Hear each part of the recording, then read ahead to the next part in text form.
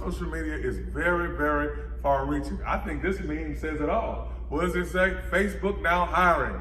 And it says you don't have to apply because we already know your details. Now, that could be funny in one sense, but it could also be dangerous in another if your information is breached. That becomes an issue of cybersecurity.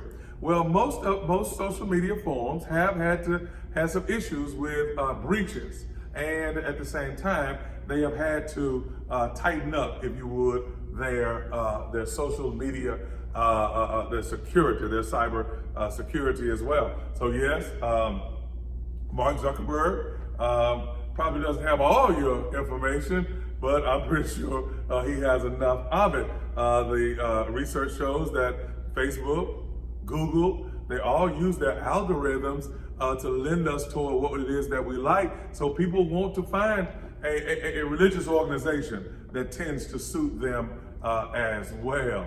Now, in this one, this is a strange one here, another meme, but true. Not sure if my blog post traffic is coming from visitors or me obsessively rereading it all day. Now, notice that here in this one, what is he saying?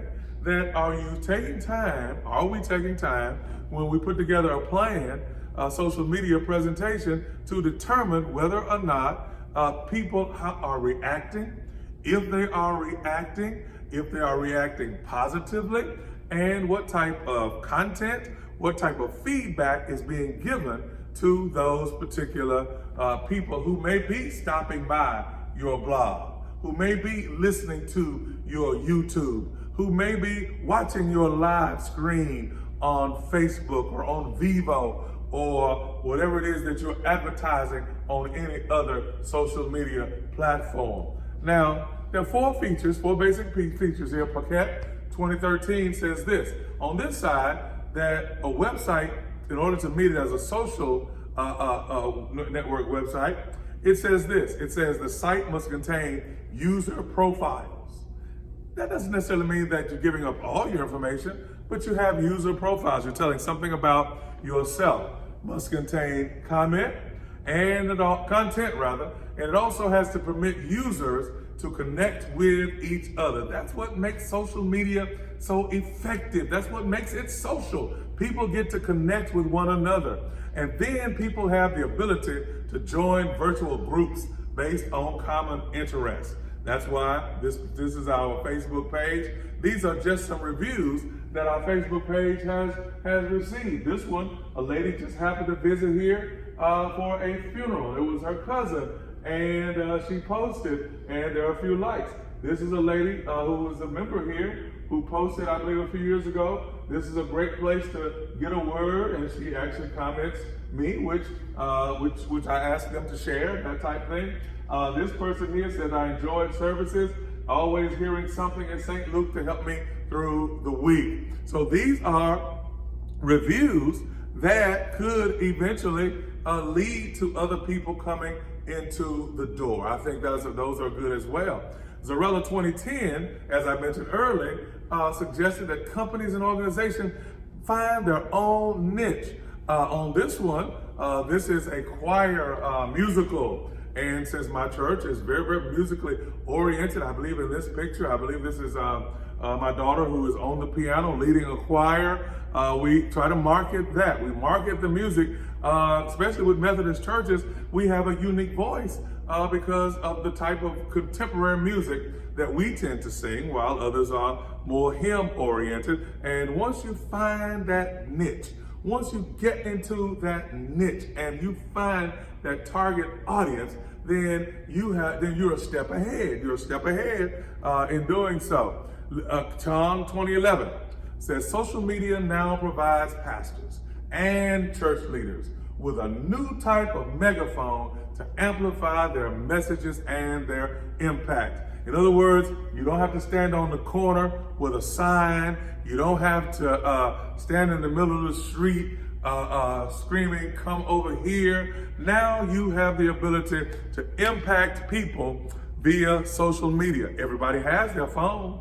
Everybody has a mobile device. And so consequently, Chong is saying here that it gives pastors, it gives church leaders the opportunity to amplify their message. Amplify, making it stronger, making it bigger, so that more people get it and more people get a chance to hear it. Now, I like this statistic here. On this picture, 4 prominent and dominant, if you would, mega church pastors. Bishop T.D. Jakes, Rick Warren to the right, Joel Osteen, Andy Stanley. Now, even though my target audience is of course is going to be African Americans, notice here that the marketing is similar. Bishop Jakes, Joel Osteen, Andy Stanley, as well as Rick Warren. Why? Because they know that Christian millennials watch online videos about faith or spirituality. About 54% of them do so. One survey found that more than half of Christian young people watch religious videos online. Among all U.S. millennials, Christian and non-Christian, the number was 31%. That means that young people, the target audience for most churches, is engaged.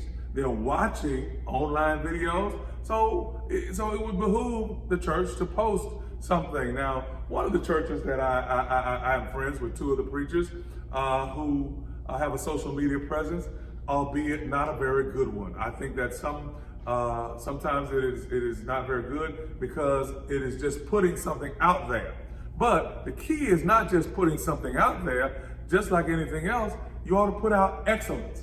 So my suggestion to both of them is to don't put your whole service, just put the best parts. Don't put the part where people come in and they see that there's nobody there. Don't put the dull points, put the high points there. And I believe that's what we tend to see as well.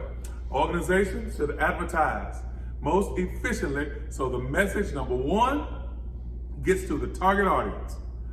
Then to get the trigger, the response that you want to receive. This was, I believe, an article or an event that I posted on Facebook back in May of 2018, about a year ago, and it was a Pentecost service. And with it, didn't quite get as much feedback as I would like to have received, but it's one of the things that we're going to continuously do. Get that message to a target audience, get our good response, so that we can do that on a continuous basis. Now, Schaefer also says that we should use blogs, podcasts, video series, and visual content.